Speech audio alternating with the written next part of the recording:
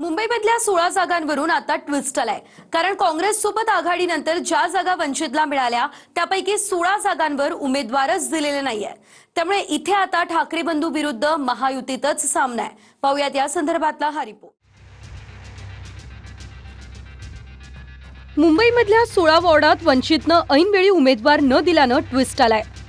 काँग्रेसनं वंचितला 62 जागा दिल्या, पण त्यापैकी 16 जागांवर प्रकाश आंबेडकर यांनी उमेदवारच दिले नाही। वंचितने 62 पैकी 46 जागांवर उमेदवार उभे केले। 16 जागा काँग्रेसला परत केल्या, पण तोपर्यंत उमेदवार शोधून अर्ज दाखल करणं हे शक्य झालेलं नाही। जानकरांच्या राष्ट्रीय समाज पक्षाच्या उमेदवारालाही एका जागेवर अर्ज दाखल करता आलेला नाही।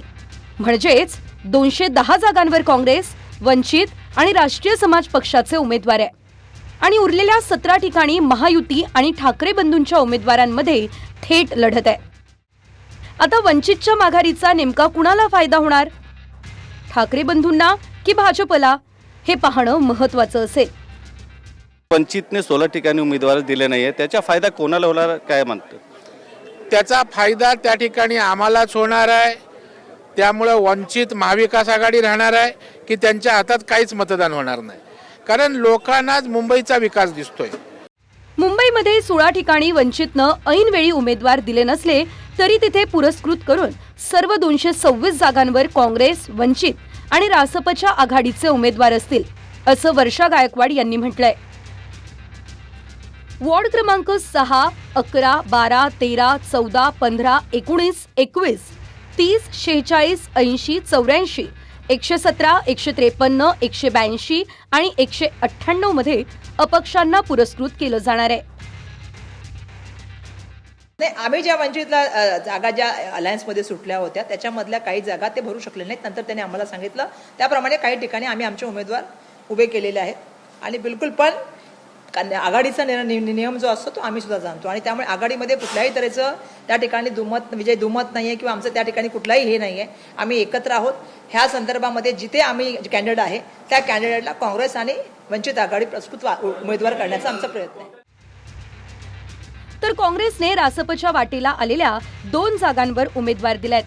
त्यामुळे 109 आणि 142 नंबरच्या वॉर्डातले उमेदवार मागे घ्या, नाहीतर युती तोडावी लागेल, असा इशारा जानकरांनी काँग्रेसला दिलाय।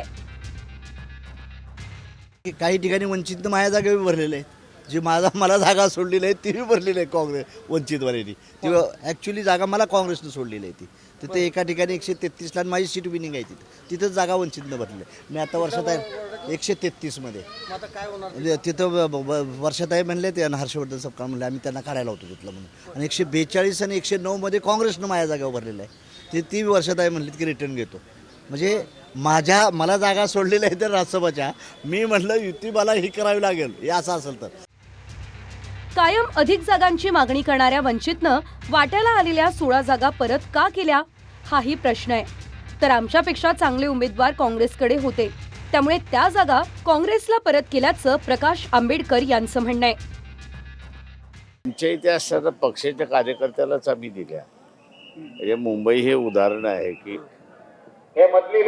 काही जागा ह्या जास्ती देण्या, म्हणजे आमच्यापेक्षा काँग्रेसकडे असणारे चांगले उमेदवार होते, तेव्हा आम्ही त्या सीट्स काँग्रेसला परत केल्या आणि त्यांच्याकडून दुसऱ्या जागा आम्ही मागून घेतल्या।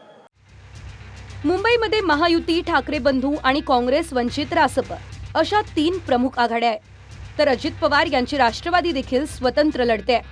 त्यातच वंचित काँग्रेस सोबत आल्यानं मुंबईच्या निवडणुकीत आणखी ट्विस्ट आलाय। अक्षय मंकनी, TV9 मराठी, मुंबई।